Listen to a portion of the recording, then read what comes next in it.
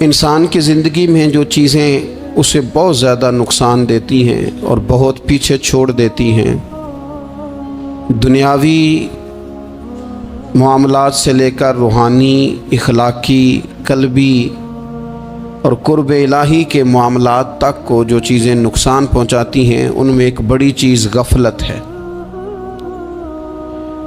ایک لفظ ہوتا ہے جو ہمیں اکثر سننے کو ملتا ہے کہ آپ کی توجہ نہیں ہے۔ یہ ڈھیر سارے لوگوں کا مطالبہ ہوتا ہے، اہل خانہ بھی مطالبہ کرتے ہیں، کئی موقع پر والدین بھی مطالبہ کرتے ہیں، غرباء بھی مطالبہ کرتے ہیں کہ امیروں کی ہماری طرف توجہ نہیں ہے۔ اور یہ بڑی لازمی سی بات ہے کہ کسی چیز پر جب توجہ رہتی ہے تو وہ چیز بہتر ہو جاتی ہے، اور جب عدم توجہی کا لوگ مظاہرہ کرتے ہیں تو وہ معاملہ خراب ہو جاتا ہے۔ یہ جو عدم توجہ ہے اسی کو غفلت کہتے ہیں، اور جب انسان کے مزاج پر غفلت طاری ہوتی ہے اور غفلت اس پر پوری طرح غلبہ کر لیتی ہے تو پھر اس کی زرخیز زمین کو وہ بنجر کرتی ہے۔ غفلت انسانی دل کے لیے بڑی نقصان دہ چیز ہے اور انتہائی تکلیف اور ضرر کا باعث ہے۔ دلوں پر جو قحط نازل ہوتا ہے، قحط، ویران ہو جاتے ہیں دل، اور جو دلوں پر خشکی نازل ہوتی ہے کہ طبیعتیں خشک ہو جاتی ہیں، یہ غفلت کی وجہ سے ہوتی ہے۔ جو لوگ غافل ہو جاتے ہیں نا، اپنے معاملات کا دھیان نہیں رکھتے، دیکھیں نا، آپ کو کھانا کھاتے بھی غافل نہیں ہونا چاہیے۔ اگر کھانا بھی غیر معتدل کھا لیا جائے تو وہ انسان کی طبیعت کے لیے باعث ضرر بن جاتا ہے، نقصان کا باعث بنتا ہے۔ بات کرتے ہوئے بھی غافل نہیں ہونا چاہیے، کئی دفعہ جملے ایسے نکل جاتے ہیں جو انسان کے لیے پھر شرمندگی کا باعث بنتے ہیں۔ انسان کو غافل ہو کر کوئی کام نہیں کرنا چاہیے، غافل ہو کر، مدہوش اور بے ہوش ہو کر نہیں۔ غفلت دل کو ویران کرتی ہے، طبیعت میں خشکی لاتی ہے۔ غافل کبھی نہ بنے۔ قرآن مجید فرقان حمید نے ارشاد فرمایا کہ اقترب للناس حسابہم، فرمایا لوگوں کے حساب کا وقت قریب آ گیا، وہم فی غفلت معرضون، اور وہ ابھی بھی غفلت میں منہ پھیرے ہوئے ہیں۔ ٹائم آ گیا حساب دینے کا، لیکن وہ ابھی بھی غافل ہیں۔ ہمارے جو زیادہ تر نقصان زندگی میں ہوئے ہیں وہ صرف ہماری غفلت کی وجہ سے ہوئے۔ ہم نے چیزوں پر توجہ نہیں دی، چیزیں گڑبڑ ہو گئیں۔ جس آدمی نے پھول لگائے ہوں، پھل لگائے ہوں، کھیتی لگائی ہو، وہ دانہ ڈال کے پانی دے کے فارغ نہیں ہو سکتا، اسے توجہ کرنی پڑتی ہے۔ اور کسی نے کہا تھا مالی جیندے ہون تو پھر بوٹے سوکدے نہیں، اگر موجود ہونا ان کو سینچنے والا، رکھوالی کرنے والا، تو پھر ان کی جڑیں کبھی خشک نہیں ہوا کرتی۔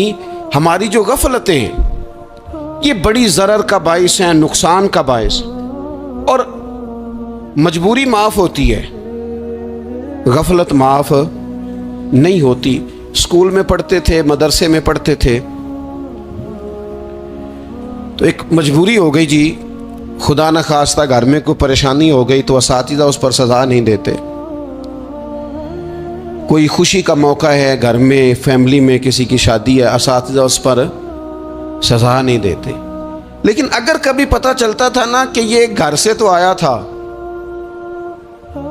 لیکن مدرسے نہیں آیا، یہ اسکول نہیں آیا، رستے میں غافل ہو گیا، تو یہ بات خوفناک تھی۔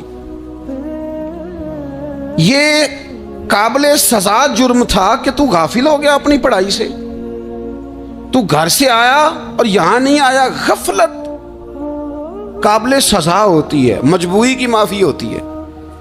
ہمارا آج کل جو مسئلہ ہے وہ غفلت کا ہے۔ ڈھیر سارے لوگ ہیں، سمجھدار بھی ہیں، سیانے بھی ہیں، معاملہ فہم بھی ہیں، باشعور بھی ہیں، تعلیم کی ڈگریاں بھی رکھتے ہیں، لیکن اگر ان کی زندگیوں کی تکلیفوں کو دیکھا جائے اور بے آباد روح کو دیکھا جائے اور سجدوں سے ان کی دوری کو دیکھا جائے تو ایک ہی بات سمجھ میں آتی ہے کہ پتہ سارا ہے لیکن لے ڈوبی ہے غفلت، توجہ نہیں کی۔ لائق بچہ بھی نالائق ترین زندگی گزارتا ہے، اس لیے کہ اس کے لائق ہونے کے ساتھ ساتھ اس کا توجہ کرنا بھی تو ضروری ہے نا۔ निरे लायक का क्या फ़ायदा अगर वो मेहनती नहीं, अगर वो तवज्जो ही नहीं करता, अपना सबक ध्यान से सुनता पढ़ता ही नहीं, तो भी जितना मर्जी लायक हो पीछे रह जाएगा। और कई नालायक होते हैं, रट्टा लगा के पास होते हैं, पर चलो रट्टा तो लगाते हैं ना, मेहनत तो करते हैं ना, जद्दोजहद तो करते हैं। कई नालायक जद्दोजहद के बायस आगे गुजर जाते हैं और कोई इसी चक्कर में रह जाते हैं, मैं बड़ा लायक हूँ, कल पढ़ लूँगा, परसों पढ़ लूँगा, हफ्ता तैयारी करके पास हो जाऊँगा। अपनी ज़िंदगी से गफलत का पर्दा उठाएं। और गफलत, उसके लिए फैसला करने की ज़रूरत होती है, प्लानिंग करने की नहीं, फैसला करने की ज़रूरत होती है कि मैंने अब गफलत करनी।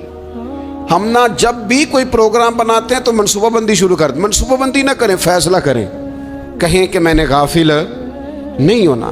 गफलत गर्क दुनिया का नाम है। अपने आप को गफलत से बचाएं। आप देखें हज़रत काब बिन मालिक रदी अल्लाह ताला अन्हु फरमाते हैं, बुखारी में मौजूद है, फरमाते हैं कि जंग में मैं पीछे रह गया था। मेरा ख्याल था कल चला जाऊंगा, घोड़े और सवारियां मेरे पास तेज़ हैं, मजबूत हैं, परसों चला जाऊंगा, तेज़ी से भाग के मैं पहुंच जाऊंगा, मैं काफिले के साथ शामिल हो जाऊंगा। लेकिन बस थोड़ी सुस्ती हो गई, ज़रा गफलत हो गई। आप फरमाते हैं जब सब लोग चले गए हुजूर अलैहिस्सलाम के साथ जिहाद में और मैं पीछे रह गया, तो फिर जब चंद दिन गुजर गए और महबूब के वापस आने का टाइम हो गया, तो अब मैं गौर करता समझता तो मुझे मदीने में यहाँ बुज़दिल लोग नज़र आते। और कौन नज़र आते? जो मुनाफिक थे। वो मुनाफिक बुज़दिल दिखाई देते या मुझे औरतें और बच्चे दिखाई देते। मैं परेशान हुआ। हुजूर वापस आ गए। जिन्होंने बहाने किए थे ना मुनाफिकीन ने, ये मजबूरी थी इसलिए नहीं जिहाद पे गए, ये जिन्होंने बहाने किए थे उन्हें मिल गई माफ़ी। और मैंने सच बोला, मैंने कहा या रसूलल्लाह मैं गाफिल हो गया था। अब कहते हैं मैंने जब कहा ना हुजूर सुस्ती हो गई थी, ज़रा गफलत हो गई, तो बंदा महबूब से गाफिल हो जाए, बंदा वहीं से गाफिल हो जाए। जो दम गाफिल सो दम काफिर, सानू मुर्शद एहो पढ़ाया। जब कहा ना हुजूर वो गलती हो गई, कोई मजबूरी नहीं थी, तो फरमाते हैं बाकियों को माफ़ी मिल गई। मेरे साथ हुजूर नाराज़ हो गए। एक दिन नहीं, 2 दिन नहीं, 50 दिन हुजूर नाराज़ रहे। मदीने की गलियों ने मुझे पहचानना छोड़ दिया। दरो दीवार से मुझे यूँ लगता था कि मैं परदेसी हूँ। फरमाते हैं मैं मस्जिद में आता था, मैं जब महबूब को देखता तो हुजूर रुखे अनवर फेर लेते, और मुझे पता था जब मेरा चेहरा इधर उधर होता तो फिर करीम रहमत की नज़र फरमाते। फरमाते हैं 50 दिन मुसलसल। फिर मुझे हुक्म हुआ कि बीवी भी भेज दो, मेके बच्चे भी भेज दो, ननिहाल यानी तन्हा रह जाओ। फरमाते हैं वो मैंने कैदे तन्हाई काटी, लेकिन शुक्र अल्लाह का ये है कि मैं सच्चा था, बस ज़रा भूल गया था, बस ज़रा गफलत हो गई थी। तो फरमाते हैं फिर अल्लाह तबारक व तआला ने मेरे ऊपर फजल ये फरमाया कि मेरी तौबा का ऐलान रब ने कुरान मजीद में फरमाया। तो गाफिल ना बने कभी भी। हमारा ना मसला ये है, और आपने नाराज नहीं होना। ढेर सारे लोग गाफिल हो जाते हैं, मालदार भी गाफिल हैं, साहिबाने इल्म भी इल्ला माशाअल्लाह बहुत सारी जगहों पे गाफिल हैं। जिन लोगों को 4 लोग जानने लग जाते हैं, कोई मकाम हासिल हो जाता है, वो भी बहुत सारी जगहों से गाफिल हो जाते हैं इल्ला माशा।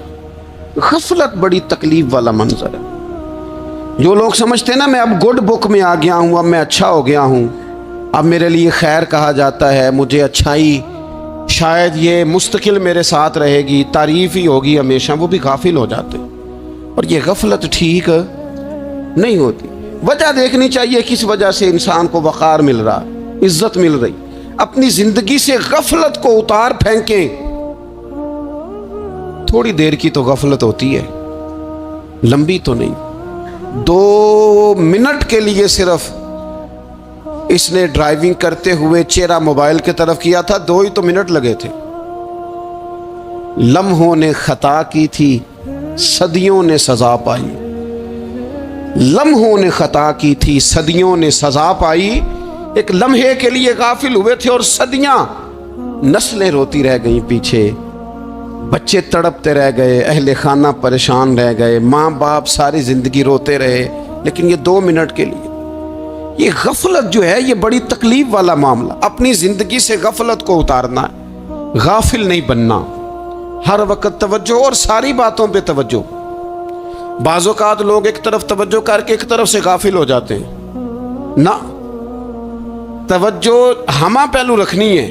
ہمارے ذمے جتنے بھی حقوق ہیں ان سب پر توجہ، ہر چیز کا خیال، ایسا نہ ہو کہ عبادت کرتے رہ جائیں اور حقوق العباد ہم سے چھوٹ جائیں، اور حقوق العباد اتنے زیادہ ادا کریں۔ ایک صاحب مجھے کہنے لگے ایک دفعہ بڑے وثوق کے ساتھ کہنے لگے جی معاذ اللہ ثم نہیں جی ٹائم ملتا پھر نماز دا کی کریے، روزی کمانا بھی تو عبادت ہے نا۔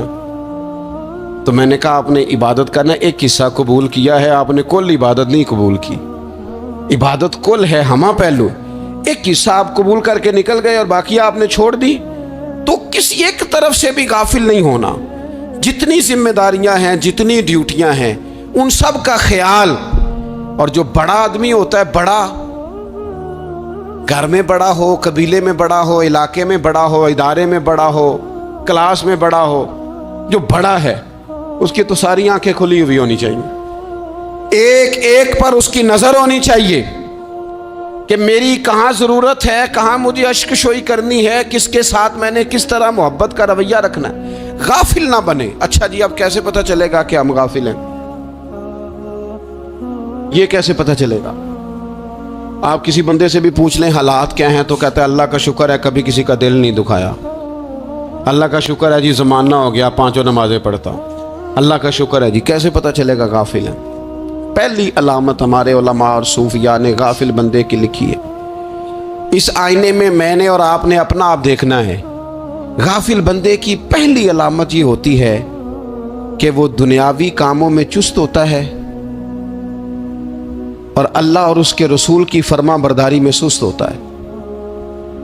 یعنی نماز کے وقت تو اسے نیند ستاتی ہے، پریشانی ہوتی ہے، لیکن اگر کسی جگہ مال مل رہا ہو، پیسے مل رہے ہوں، وہاں جانا ہو تو پھر اسے کوئی چیز بھی تنگ نہیں کر۔ دنیاوی کاموں میں چست ہوگا، یعنی ٹی وی کے آگے، موبائل کے آگے وہ گھنٹوں بیٹھا ہوا ہے، اور اگر اسے 25 منٹ قرآن پاک سننا پڑ جائے، اگر اسے 20 منٹ دینی محفل میں بیٹھنا پڑ جائے، اگر اسے کہا جائے کہ تو 20 رکعت نماز نفل ادا کر، دنیاوی کاموں میں چست ہے، دینی کاموں میں، یہ غفلت کی پہلی علامت۔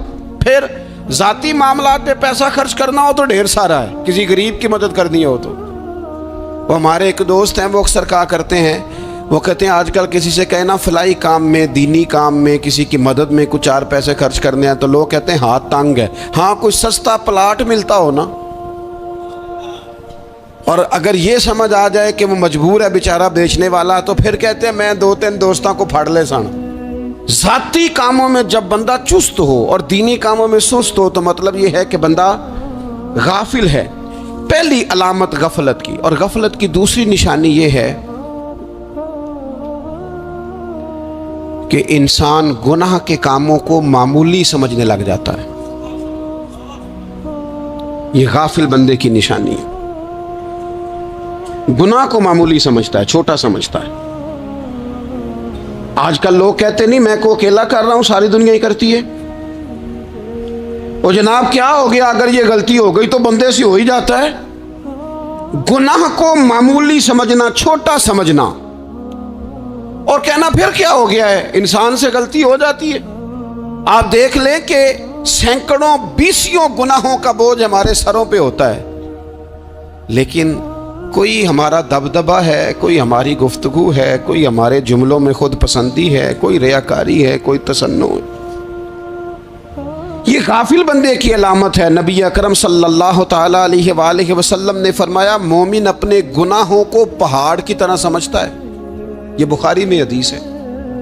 مومن پہاڑ کی طرح جانتا ہے اور وہ ڈرتا ہے کہ کہیں وہ پہاڑ اس کے اوپر گر نہ جائے، یعنی کہیں مجھے میرے گناہ کی سزا نہ مل جائے۔ چھوٹے گناہ کو بھی پہاڑ جانتا ہے، یار مجھ سے غلطی ہو گئی، مجھے ٹھیک کر لینی چاہیے، مجھے معافی لے لینی چاہیے، مجھے توبہ کر لینی چاہیے۔ مومن اپنے اوپر گناہ کو پہاڑ کی جانب سمجھتا ہے۔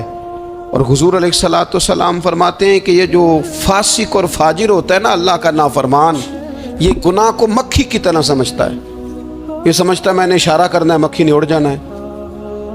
مومن کی علامت یہ ہے کہ وہ پہاڑ جانتا ہے اگر غلطی ہو جائے تو پہاڑ۔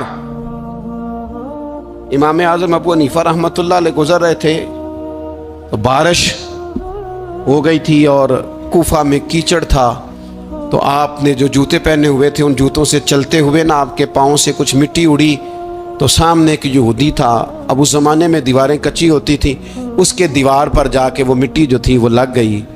اب امام صاحب بڑے پریشان ہوئے کہ میں نے اس کی دیوار کو آلودہ کر دیا۔ یہاں تو لوگ اپنی اینٹیں رکھتے رکھتے کئیوں کی دیواریں توڑ ہی دیتے ہیں، اور پھر وہ اس پر ماننے کو بھی تیار نہیں ہوتے، تسلیم کرنے کو بھی تیار نہیں ہوتے۔ وہ کہتے ہیں پھر کیا ہو گیا، اب ہمارا یہاں گھر ہے تو ہم نے ٹرالی منگوانی نہیں تھی، ہمارا حق بنتا تھا۔ امام صاحب کے پیروں سے ذرا کیچڑ اڑا، یہودی کی دیوار پہ لگا، اس کی کچی دیوار تھی۔ امام صاحب پریشان ہو گئے، سوچنے لگے کہ اگر میں دیوار سے یہ کیچڑ اتارتا نہیں تو یہ بھی زیادتی ہے، میں نے اس کی دیوار کو گدلا کر دیا، اور اگر میں اتارتا ہوں تو کچھ مٹی اس کی دیوار کی بھی اتر جائے گی، کچی دیوار ہے، یہ بھی زیادتی ہے۔ مومن گناہ کو پہاڑ کی طرح سمجھتا ہے کہ کہیں گر نہ جائے، اس کی بھی کہیں سزا نہ مل جائے۔ امام صاحب نے اس کے دروازے پہ دستک دی، وہ باہر آیا تو اتفاق سے وہ آپ کا مقروض بھی تھا، اس نے پیسے دینے تھے۔ باہر نکلتے ہی کہنے لگا اوہو آپ تو قرض لینے آ گئے، میرے پاس تو ابھی گنجائش نہیں ادا کرنے کی۔ تو امام صاحب کہنے لگے تو قرض چھوڑ، وہ میں نے معاف کیا، میرے سے ایک غلطی ہو گئی ہے۔ میں آ رہا تھا، لکڑی کے جوتے اس زمانے میں کھڑاؤں لوگوں نے پہنے ہوتے تھے، کہا وہ میرے پیروں سے ذرا کیچڑ اڑا ہے، تیری دیوار پہ لگ گیا ہے۔ اب میں بڑی دیر سے کھڑا سوچ رہا ہوں کہ اگر میں تیری دیوار صاف نہ کروں تو میں نے یہ میلی کر دی، گدلی کر دی، یہ بھی بات درست نہیں ہے، زیادتی، اور اگر میں اسے صاف کرتا ہوں کچی دیوار سے کچھ مٹی اتر جائے گی تو یہ بھی زیادتی ہے، اب تو بتا میں کیا کروں۔ تو بے موسمہ پھل تھا نا یہ، تو بے موسمہ پھل دیکھ کے بندہ حیران ہو جاتا ہے، جو باتیں روٹین میں نہ ہو رہی ہوں وہ ذرا انوکھی لگتی ہیں، بندہ حیران ہو گیا، غور سے امام صاحب کا چہرہ دیکھنے لگا، غور سے چہرہ دیکھنے لگا۔ ابھی تھوڑی دیر سوچنے کے بعد کہنے لگا حضور پہلے میں نے دین اسلام کے بارے میں پڑھا اور سنا تھا، آج میں نے دین دیکھا ہے۔ پہلے میں نے سنا تھا کہ دین اسلام اس طرح کا ہے، آج میں نے دین۔ ہم نہ پوری دنیا کے کافروں کو دین سنانا چاہتے ہیں، دکھانا نہیں چاہتے۔ ہم نیک نظر آنا چاہتے ہیں، نیک بننا نہیں چاہتے۔ ہم نیک نظر آنا چاہتے ہیں، نتیجہ کیا نکلتا ہے کہ کچھ عرصے کے بعد پتہ چل جاتا ہے بندہ کس لیول کا نیک ہے، کیا معیار ہے اس کی نیکیوں کا۔ کہنے لگا حضور پہلے میں نے دین سنا تھا، آج دیکھا ہے۔ آپ وہ مٹی کی دیوار پر جو کیچڑ لگ گیا ہے، دیوار کو بعد میں صاف کیجئے گا، پہلے کلمہ پڑھائیں تاکہ میرے اندر کا کفر صاف ہو جائے، ہم مجھے مسلمان کر دیں۔ تو غافل آدمی جو ہوتا ہے نا، وہ پھر تیسری بات، جب بندہ بہت زیادہ غافل ہو جاتا ہے پھر اعلانیہ گناہ کرنے لگتا ہے۔ ایک گناہ پھر اس کا اظہار گناہ۔ ایک بندہ حدیث پاک میں آتا ہے، ایک بندہ رات کو کوئی غلطی کرتا ہے، اللہ تعالیٰ اس پہ پردہ ڈال دیتا ہے، لیکن وہ سویرے خود لوگوں کو بتاتا پھرتا ہے میں نے یہ کیا، میں نے یہ کیا۔ جب آپ اظہار گناہ کرتے ہیں نا تو سامنے والا بھی دلیر ہوتا ہے، کہتا ہے اس نے کیا میں کر لوں گا تو پھر کیا ہوا۔